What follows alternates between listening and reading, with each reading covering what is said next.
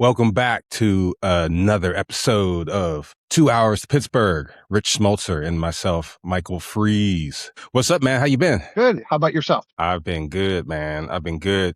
It's Steeler training camp. Very good. Yes, it is. Pads are on this week. Yes. Yeah, they practiced 5 times already, and Aaron Rodgers has ended 2 of them with a touchdown. And JPJ's practiced 0 times, and nobody can quite explain why. And somewhere on a backfield in Latrobe, Mike McCarthy is personally coaching 2 quarterbacks who aren't going to play a meaningful snap this year. Football in shorts is over. Like I said, let's talk about it. Well, so what's up, Rich? What's going through your mind right now? That's the thing. We finally made it. We spent months talking about roster construction. We spent months talking about hypotheticals. We spent months talking about Aaron Rodgers showing up. Now the pads are on. Everybody looks good in shorts. Everybody's a sleeper in shorts, and everybody's in the best shape of their lives in shorts. Now we find out who's actually good at football and wearing their big boy pads. Yeah, and by the time you're listening to this, somebody in Latrobe has already gotten absolutely humbled during padded practice because it's going on right now as we're taping. So 2 hours from Pittsburgh, ironically, Latrobe is much closer. And one day we'll figure out this branding. Yeah, man. Let's get into the first segment, like vintage Rodgers. So let's hope that's where we're getting. So let's start off with that. I don't need to step on you. Oh, no problem. Let's start positive with this. We'll start things off. Steeler fans, we wanted to see since the second Aaron Rodgers became a possibility, the old guy can still spin it.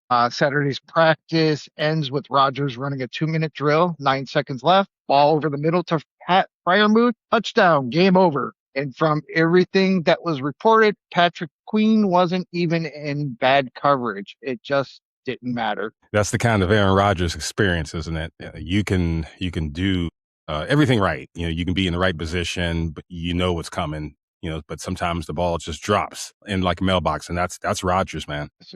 And what stood out to me wasn't even the throw. It was that this is now 2 straight 2-minute periods where the first team offense won. The DK Metcalf touchdown on Thursday, the Fryermuth touchdown on Saturday. This offense looks very comfortable in situations where the quarterback is making all the... And Dalen Cook basically said that. He said exactly that. Give him time and he'll figure it out. He's seen everything. Every coverage, every blitz. Disguises, there's always a contingency plan. Yeah. But here's the question. Is winning a 2-minute drill against your own defense in training camp actually meaningful? Or is this just camp candy because we do this every August? And we convince ourselves every quarterback is amazing. Every offensive is explosive. And then September happens. And then we also, you know me, I'm always looking at the draft picks. I'm like, oh, yeah, we're going to have a great draft pick. They're going to, come and ball out. And then they don't see any times. Well, that was in the old regime. But but seriously, straight up, the defense is missing corners. And it's not fully loaded. So, and when you get into the Joey Porter, JPJ, that's part of the story. We can get in that later, though. But Steelers versus the Porters. Yes, because not only you're going against junior, you got senior too involved with this. You know it, man. You know it. It's not like on the level of like Deion Sanders and Shador or something like that, but yeah, I guess in Steelerland, it's sort of that way. Yeah. The dude's got him a Super Bowl ring, so it's sort of kind of get you have that pool. You know what I'm saying? But it's just what the difference between camp hype and camp confirmation. It's just.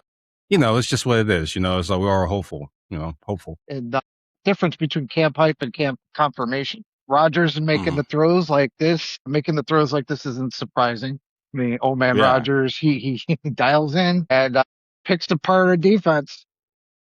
Yeah, man. And also too, he's 42 years old. So it's like, but he those touchdowns were like, he was like mad at the defense personally. So that might be the most Aaron Rodgers sentence ever spoken. All right, man. Okay. We found out about, we know about QB1. Let's get into the knife fight that is QB2. Okay. So what's it looking like, Rich? 4 quarterbacks, 3 roster spots, maybe 1 giant math problem. Day one belonged to Drew Aller, though, but that's our, like I said, he's a spy, allegedly. So he's our Brown spy. And still, No Go ahead. Yeah, pads, go ahead. no pads, no touchy, no hitting. Yes, yeah. So, but he got some deep balls, Oh yeah, and I think he showed why. At least he's on the squad. So he at least showed that. nuclear arm, occasional. What was that? The full experience. All right, then day two belonged to Will Howard. So that's my guy. That's my guy. Same here. I'm so in the middle of the field throw to Tonyan and the silence shot to Wentz. Then the big one, the 60-yard touchdown That to was great. Caden. Yes, yes, probably. Yeah, that was a big. That was probably his biggest throw this camp so far. But he did get picked. So you have that. But he stacks wins, man. Yep, yep. And yeah, and meanwhile, Mason is hanging out in the background. Nobody's Mm-hmm. saying he's bad. Nobody's saying he's great. Just there, which is actually kind of the Mason Rudolph experience. Yeah, Taboli, he had the quote that struck me regarding Aller. Absolutely, an absolute cannon for an arm. Ball explodes out of his hand. But he's not actually training camp. But he's not exactly tuning training camp. Turning up. I'm sorry, he ain't lighting things up. Basically, he's not lighting up. 3 days is 3 days. The bigger clue here is Mike McCarthy. The guy keeps wandering over to the second field. He's not spending all this time with Rodgers. He's not spending all this Mm-hmm. time with Rudolph. He's spending a lot of time with Howard and Aller. And the best thing about this, everybody is getting reps. They're just not sitting on the sideline Yeah. waiting for, Rodgers to get his reps and Rudolph to get. They set it up perfectly Mm-hmm. where everybody gets reps with second, first, and third team. That's the cool thing about it, especially when you're just saying like Rodgers. He didn't spend time with Rodgers and Rudolph because Rodgers, that's the dude. I mean, you don't have to babysit, a 42-year-old, They know and each and other and, very and well. yeah, and Rudolph is, he's a Stiller, like I said before, he was Tomlin's guy, but the dude knows how to play quarterback. He knows how to play Stiller football. That's all he knows. He was a So, Heisman but like, runner-up. yeah, yeah. So I mean, yeah, I didn't say he's a scrub. I didn't And no, say, no, no. he definitely far from. No, but yeah, but like it's he's evaluating the future, man. I think his attention toward Will Howard and Drew Aller needs to be placed because those guys are probably going to be the future. So I mean, Sure. if we're going to keep four quarterbacks, that's going to be tough. Which So gets us to the debate. Do you keep four mm. quarterbacks? Because I don't think you can, but not comfortably, but they are thinking about it. Yeah. So it's pick a lane. Who's expendable? Again, I would move Rudolph. That's my answer. I Mm. know he's safer. I know he's experienced, but we could probably get some trade capital for him, Mm-hmm. maybe. But if Howard is legitimately extending an Aller's part of your future plan, I'd rather cash in the asset. That's interesting. I'll go the other way though, because I mean, I keep Rudolph, man. He's Tomlin. He was a Tomlin guy. McCarthy, likes him enough to give him the reps at least. I mean, because he could, he didn't have to give all those guys reps as they are. And if Aaron Rodgers is missing time, Rudolph has that veteran experience. Because Will Howard and Drew Aller have not played a meaningful NFL minute, so you got that. And Howard, Howard's still developmental as much as I'm high on him. And frankly, somebody around the league might view Howard as a bigger long-term asset than Rudolph. Here's a problem nobody talks about. If Rudolph is QB2 and both Howard and Aller stay, now they split development reps, have speed development for both guys. The QB2 decision is secretly a development decision. And Aller, he's a Steeler spot for the Browns, man. I'm telling you. I love the Ohio angler, the angle here. He's from Medina, nearby Canton, and Howard's from Ohio State. So you got that, but the future of the Steeler quarterback room might come down to, those two Ohio quarterbacks, so, very fitting for this show. Maybe we could have him for a guest sometime, while two Ohio guys host the Steelers, podcast from Browns country. It's perfect. All right. All right. Prediction on the record, week 1, QB2. I'm saying Will Howard. All And right. Let's see. Let's just assuming you think all four of them aren't going to be. You don't think all four? No, I guess. Okay, QB2 Howard. All right. We're collecting receipts already. I love it. Aller will be on the practice squad. He'll be there developing more. But I think Will Howard's lighting it up. He's gonna knock Rudolph down to three because you know yeah he has the experience. He's the Steeler, but it's all a new offense for them, and you got to go with the young guy because he is the future. Yeah, right on, man. Right on. Give him those reps. All right, man. Let's move on to what we were just talking about before, man. Oh yeah. JPJ, man. This is, let's get controversial. So, all right. Okay, this is, yeah. So, the con artist, he mentions Jalen Ramsey, he mentions Dante Kent. He doesn't mention Porter. He says he expects healthy players to practice. Everything sounds normal, right? Right. Then a few hours later, surprise, surprise, Joey Porter Jr. is on the pup list. Yeah, according to Brooke Pryor's reporting, the explanation is that Porter aggravated a back injury during the morning mobility session. Legitimate reporting, legitimate sourcing here. But that is the official story, my man. And yet, everybody immediately raised an eyebrow because Joey Porter Jr. is also heading into that extension territory. Big money territory, 20 plus million per year territory. Yeah, right. Now, we got to be clear about this. There's no evidence he's staging a hold in, but, it's, it's a coincidence. It's a strong coincidence. That's why people are talking. That's why we talking. That's why we have microphones and voices on this podcast. So. True. I'm going to commit. Think he's really injured. I do mostly because it's fake. Everybody involved is doing a ton of unnecessary work, and the OTA exercise bike reports suggest this could be something that's been lingering. Yeah, it's I'm slightly more skeptical. I mean, I ain't trying to be a conspiracy theorist or anything, but I think he's hurt. But I think it's very convenient. The same day contract expectations become public, and the same day he's suddenly unavailable. Football is football, but that's noteworthy. McCarthy didn't exactly clear things up either. He had something flare up day two, no timeline, moving along. When you hear coach speak, for either nothing is wrong or nobody wants to discuss what's wrong, that's you get into the coach speak there. So true. Bigger concern to me is simple. Back injuries are scary. Big contracts are scary. Put them together and everyone gets nervous and starts talking, and then you get the clickbait journalists going wild with it.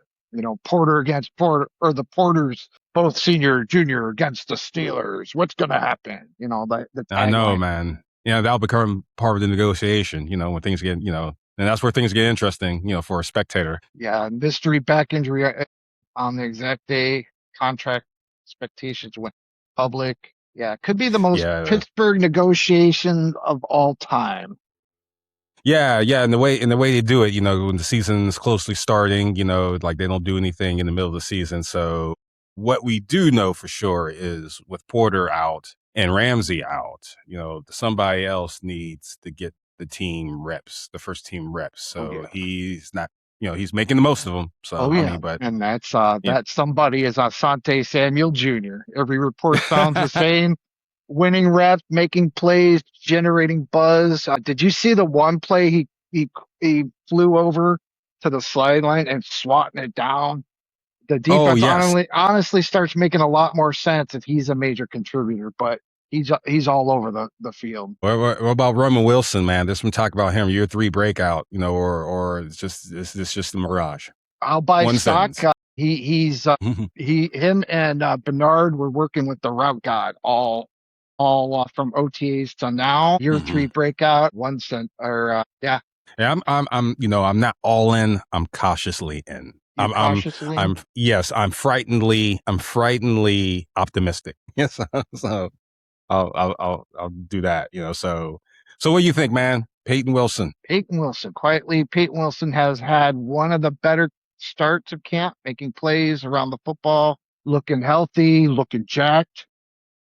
Yes. I mean, I saw him next to DK Metcalf, and it's all cut. If both Wilsons hit the offseason suddenly, looks brilliant. All right.